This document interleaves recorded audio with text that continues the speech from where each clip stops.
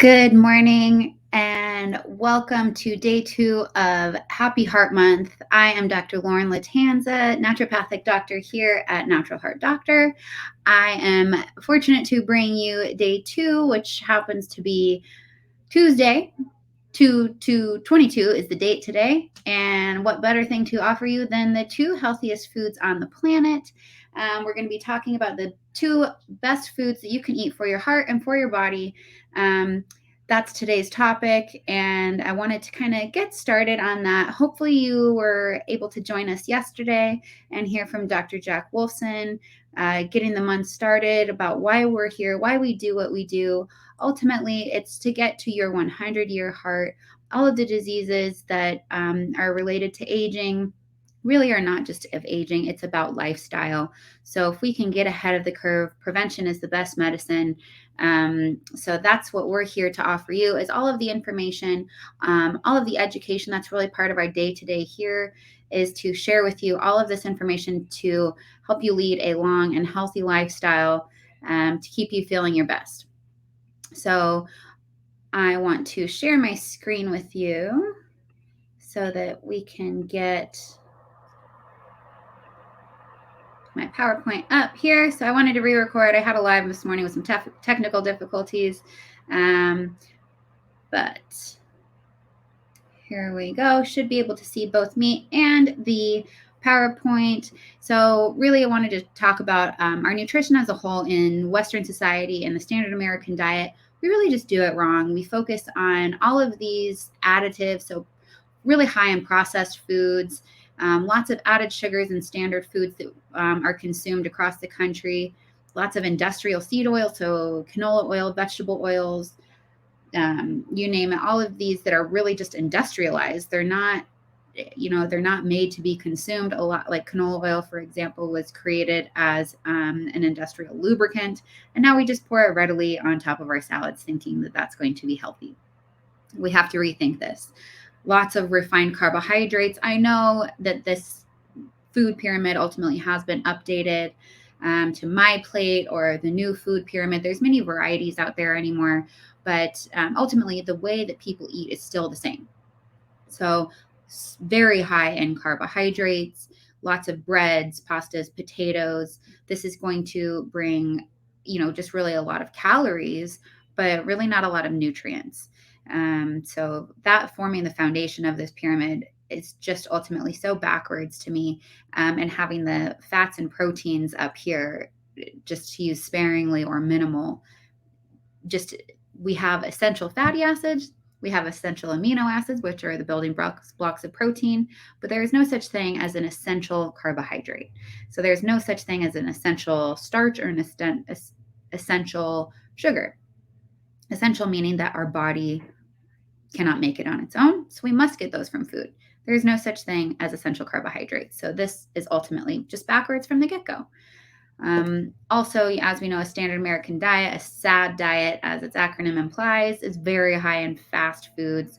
So fast and processed foods really is just going to set us up for disaster. Lots of research out there to support those study findings. So ultra-processed foods, overweight, obesity, cardiometabolic risk, cancer, type 2 diabetes, cardiovascular diseases, irritable bowel, depression, anxiety, all cause mortality. Literally increasing the risk of dying from ultimately anything is going to be increased in people that have a diet high in ultra-processed foods. There have been no studies reporting an association of ultra-processed foods and anything beneficial. So why eat it? Higher ultra-processed food consumption. So ultra-processed, it doesn't have to be, Frankenfood. Ultimately it is, but people might consider, breads and some of the things that come like rice-a-roni or some of these things that might be common in households, but really they're so ultimately processed. Macaroni and cheese, for example, things that are just so prevalent to give children. Powdered cheese, that's ultra processed. It doesn't look anything like cheese. So ultra processed food consumption is associated with an increased risk of coronary artery disease, and because of atherosclerosis. So again, why are we consuming these foods so frequently? So the idea really boils down to nutrient density. So nutrient density is if you're given 100 calories of any given food, and the 100 calories of any other food, comparatively, what is the nutrient composition of that? So you get calories, yes, but are there some associated micronutrients or some associated micronutrients like essential fatty acids or copper, vitamin A, riboflavin, niacin, other B vitamins, other minerals that are we need to have in our body. So is it going to perform the same? Any 100 calories you cannot compare as the same 100 calories of another food. So here I've compared 3 foods, 2 of which are 2 of the healthiest foods of our topic of the day. So seafood and organ meats are the 2 healthiest foods. So I've broken down here 2 items, 1 item of each of those categories. And then I've compared those with McDonald's French fries. So you can see, 100 calories of McDonald's French fries isn't going to get you very far. So this example was 320 calories. That's a medium-sized French fry order from McDonald's. Within that, it's 15 grams of fat, 43 grams of carbohydrates, only 4 of which come from fiber, 5 grams of protein, and really not much else. We got some sodium in there from the salt, but that's about it. On the other hand, we got 68 calories worth of oysters. Within that, we have 7 grams of protein, lots of vitamin D, niacin. Oysters are actually the highest food source of zinc, which, as we know, is very, very crucial for our immune system. And then we compare that also with 3.5 ounces of cooked beef liver. Oh, and I did not put that this was actually 3.5 ounces of oysters as well. So 175 calories, but of that, you're getting 1,386% of the recommended daily intake of B12, lots of copper, lots of vitamin A, lots of riboflavin, which is vitamin B2, niacin is B3, vitamin B6, so lots of B vitamins, selenium, which is an antioxidant that is necessary for lots of bodily functions, supports thyroid function. We got some zinc, we got some iron, and all of these nutrients are very bioavailable, meaning that they are really, really easily absorbed by the body. So comparatively, the nutrient density of organ meats and of seafood is much more nutrient dense than that of French fries. Then, beyond that, I found this interesting that the Pacific oyster, there was this component called DHMBA, not readily found too much in nature, but it is abundant in oysters and has a really, really excellent antioxidant activity. Really hard to kind of get from processed foods. You're not going to find any, surprise, you get this extra nutrient in any of those foods.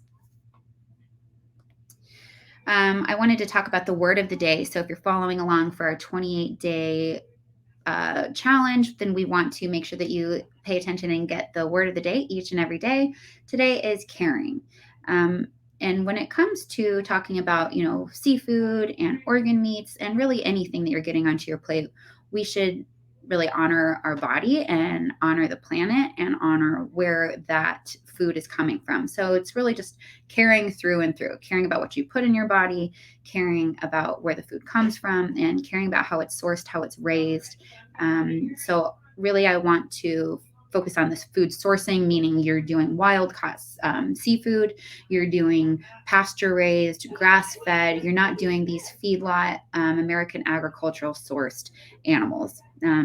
They are going to be very nutrient poor, meaning that we are what we eat, and so are these animals. So if they were fed a not species appropriate diet, meaning cows eat grass, if those cows were fed corn, then they're not going to be adequately stored up on their nutrients. So how can we gain what we need from them?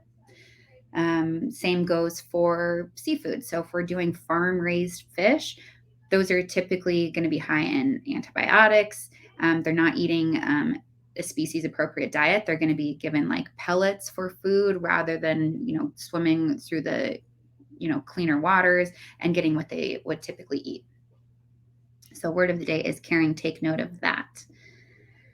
Not everybody, I realize, loves to have a plate full of organ meats. So that's where I would say we're going to want to maybe bring in some supplementation. So we have a really clean sourced option for patients that if you're kind of easing your way into the idea of organ meats. Our Tribe vitamins, as it mentions, is, really clean sourced and highly bioavailable. You do need to take maybe 6 or 7 capsules in order to get adequate nutrients because, an organ is a large thing to have on your plate. So putting it into capsules takes a little bit of extra capsules to get to that same nutrient density. There's also Force of Nature is a really, really great company that also grounds organ meats into some grinds so that you can get some extra dosage of organ meats into, burger patties or meatloaf or whatever it is that you're cooking, meatballs. Somebody had a really great idea of doing that as well. So you can either make that on your own or order from a really good source like Force of Nature.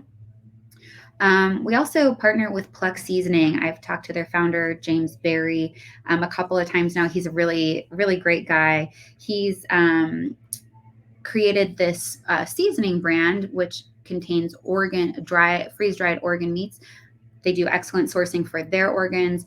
We know and trust their sourcing, so I am going to stand by them and recommend this as well. This does a nice nutrient comparison of nutrients of the traditional seasoning like those mentioned here, very high in sodium, but not much else in the way of nutrition. So if you can sprinkle these on vegetables, seafood, anything, it's very tasty. I put it on broccoli last night and then just threw the broccoli in the oven. Very tasty. The whole family ate it. I've got a 9-year-old, so if he'll eat it, then you know that it's good to go. Vital Choice is an excellent way to get really, really good, clean, wild seafood delivered to your door.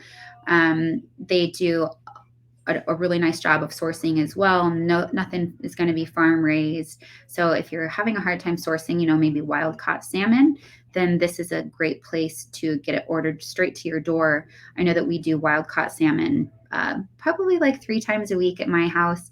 We just have the thawed salmon fillet, do some high quality olive oil on both sides, salt and pepper, and throw it in on broil in the oven for 8 minutes, skin side up. Skin gets nice and crispy, salmon's done perfectly, and then we actually put the salmon skin back in to really crisp it up and then kind of have that as a tasty little dessert at the end of our meal. So it doesn't have to be expensive. It doesn't have to be really hard to prepare. Also, I will want to go back. Pluck has really great recipe options on their website for both using the seasoning and just for organ meats as well. So lots of options out there. So I wanted to just share kind of those sources with you. We've got some great partnerships, so I will continue to bring those to you as well. Sorry for those of you that caught the live this morning. I was having some technical difficulties, but wanted to give you a little bit more concise version of what I wanted to bring you today. So working on really the 2 components of our 28-day challenge, which is to eat seafood at least twice a week, and mix it up. Get some oysters, get some shrimp, get some salmon.